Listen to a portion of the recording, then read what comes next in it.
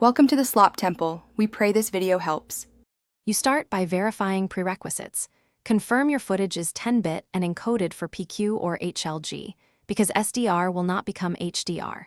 Next, enable HDR support in your operating system display settings, and on the physical monitor, make sure the panel is in native HDR mode. Once done, open YouTube in a modern browser or the YouTube app and sign in. You need the platform to detect HDR metadata. Finally, prepare an HDR-coded export with proper color primaries and transfer function so YouTube recognizes it. You now focus on encoding and upload.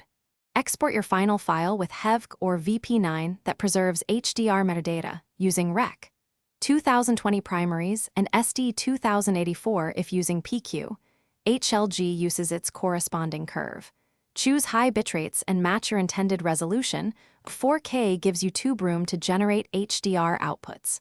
When uploading, include the exact frame rate and color metadata in container tags. This is why you use professional export presets. Once uploaded, YouTube will process Finish by verifying HDR delivery on YouTube. Open the video and examine stats for the HDR label and the expected resolutions. Play back on an HDR-capable device and compare SDR versus HDR to confirm increased dynamic range and highlights. This proves the pipeline worked. If HDR is missing, re-export ensuring transfer curve, primaries, and container tags are correct, then re-upload. Also make sure YouTube finished processing higher-res variants. One key troubleshooting tip: always inspect the file with a metadata tool before upload.